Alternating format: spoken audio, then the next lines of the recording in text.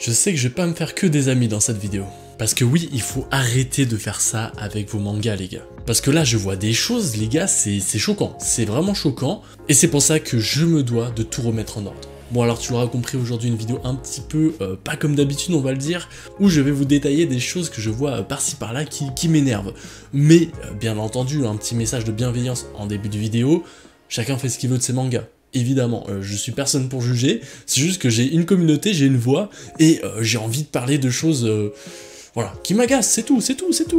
Et on va commencer par un gros sujet, on va commencer par les collectionneurs qui plastifient leurs mangas. Alors oui, tu le sais peut-être pas, mais il y a des collectionneurs qui plastifient l'intégralité de leur mangatech, c'est-à-dire qu'ils mettent leur manga dans une pochette et qui les rangent. Leur raison première est parce que ça protège les mangas de la poussière, de l'humidité et de plein d'autres choses, sûrement non, ça protège pas du soleil, non je sais pas, en fait ça protège juste de la poussière, et peut-être un petit peu des rayures du frottement entre les mangas.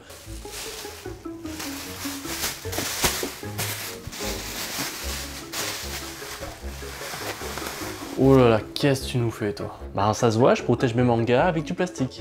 Mais t'as conscience que c'est absolument affreux, là. Ouais, mais au moins, moi, dans 30 ans, mes mangas, ils seront toujours aussi neufs. T'es irrécupérable, toi. Ouais, mais dans 30 ans, si tu veux redécouvrir ta série favorite, tu seras bien content que les mangas soient neufs. C'est vrai que ça se discute. Waouh, faut être extrêmement pointilleux pour remplir sa mangatech de plastique. Alors pourquoi j'aime pas ça? Personnellement, je trouve ça hideux.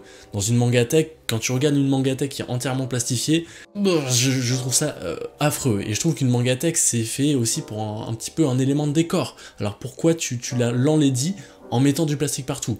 Bon, on va pas parler du point de vue écologique, ça, bon, c'est évident que c'est pas forcément optimum de faire ça, mais bon, c'est pas non plus un désastre écologique comme, je sais pas, un voyage à Miami pendant une semaine. Bref, on n'est pas là pour faire de la politique. Et ensuite, il y a le fait est que, franchement, je pense pas que ça change grand chose de plastifier ces mangas. Honnêtement, je trouve que dans la balance des pertes et des bénéfices, t'as plus à perdre de mettre du plastique sur tes mangas que de pas leur mettre, parce que bon, profite de ta mangatech, c'est vraiment beau, une mangatech sans plastique, et arrête de plastifier tes mangas. Alors je peux comprendre que tu plastifies tes mangas collector par exemple, parce que tu sais que tu vas probablement les revendre plus tard plus cher, ou alors que tu veux vraiment les protéger, mais honnêtement, c'est pas nécessaire. Et je vise personne, hein. Manga Indigo, t'inquiète mon ref, je te vise pas personnellement, même si je trouve que ta mangatech serait encore plus belle sans plastique. Mais voilà, ce n'est que mon avis. Allez, deuxième point, arrêtez de faire les scalpers. Alors ceux qui savent pas, les scalpers, c'est des personnes qui achètent en grosse quantité des mangas qui sont soit rares, soit en arrêt d'impression, soit en rupture de stock, ou alors qui achètent aussi des tomes collector et qui les revendent le double, triple, quadruple du prix sur les sites de revente en ligne. Bon alors, tome 3 d'Ascension, ça c'est très rare, allez, 60 €. Oh, le tome 100 collector de One Piece, ça c'est du lourd, 100 €. Encore mieux, un service presse offert par les maisons d'édition gratuitement. 500 €.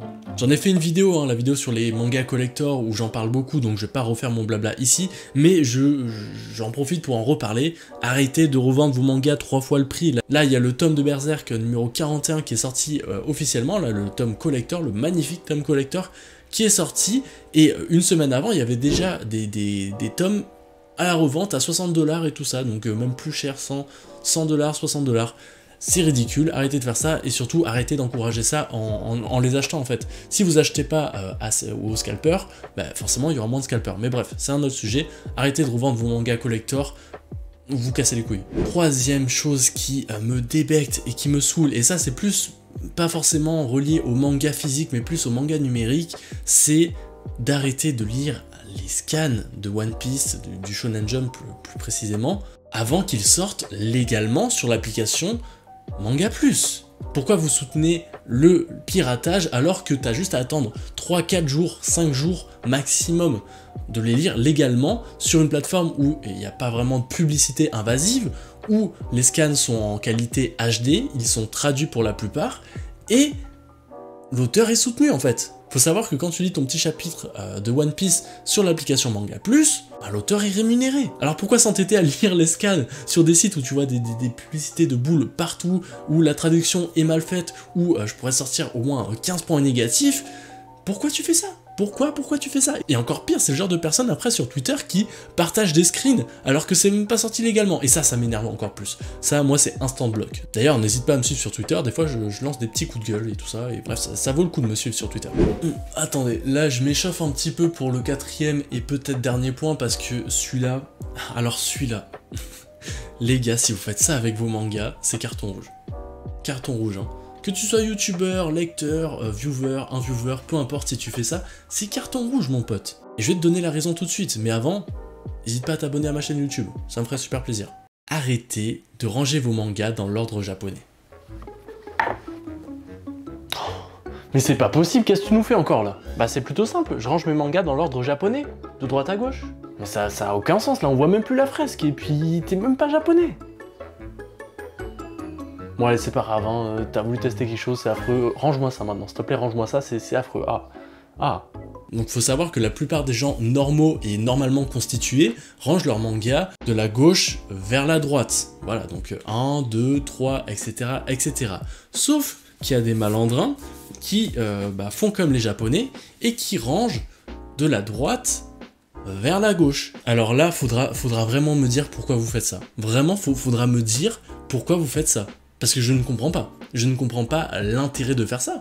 Il y a aucun intérêt, Non, parce que jusqu'à preuve du contraire, les mangas que t'achètes, ils sont en français. Et les éditeurs, ils prévoient de faire des fresques, de faire des choses dans l'ordre occidental. Il n'y a aucun éditeur qui a fait une fresque dans le sens de lecture japonais. Ça n'est jamais arrivé. Regarde, même Grace Quarrel, il fait des fresques de gauche à droite, hein, c'est logique. Et il y a plein de mangas qui reprennent ce procédé, hein. Les éditions Star de Yu Yu Hakusho, par exemple, de gauche à droite, c'est logique, mais par contre, si tu te mets à faire l'inverse, ta fresque elle ressemble plus à grand chose. Et il y a des gens, ils sont tellement matrixés par ce type de rangement que même les mangas avec des fresques, ils les rangent dans cet ordre-là. Ça n'a aucun sens. Ça n'a aucun sens. Alors oui, les fresques de Yu Yu Hakusho, Slam Dunk sont vraiment affreuses. C'est un autre sujet. Mais c'est pas pour autant qu'il faut les mettre dans le désordre dans ta mangatech. Pourquoi tu fais ça? Ben j'attends une explication là. Pourquoi tu fais ça? Dis-le moi en commentaire. Ça n'a aucun sens. Arrête de faire ça. Et je vois en plus des youtubeurs qui le font. Je vais pas citer de nom parce que je m'en rappelle plus vraiment. Mais pourquoi vous faites ça? S'il vous plaît, arrêtez de faire ça. Et voilà, c'était le 5e et dernier point. J'espère que tu auras kiffé la vidéo. C'est une vidéo assez différente où je me lâche un petit peu. Mais des fois, j'ai envie de faire des petits concepts comme ça, un petit peu différents avec des petits coups de gueule, mais c'est des tout petits coups de gueule, c'est rien de méchant. N'hésite pas à écrire en commentaire, toi, les choses qui t'énervent que les gens font avec leur manga. Je serais curieux de vous lire. Si tu fais partie aussi de personnes qui plastifient leur manga, qui rangent différemment, etc., n'hésitez pas à justifier vos choix en commentaire. Et évidemment, cette vidéo est un petit peu humoristique, hein, chacun fait ce qu'il veut avec ses mangas. Même si les points que j'ai cités, pour moi, je trouve que c'est aberrant, hein. Vraiment, je vous le dis, c'est aberrant. Bref, je suis conscient que je vais pas me faire que des amis avec cette vidéo, mais n'hésitez pas à vous justifier en commentaire, ça me ferait hyper plaisir de vous lire. Merci d'avoir regardé la vidéo jusqu'à la fin, c'était un viewer, ciao.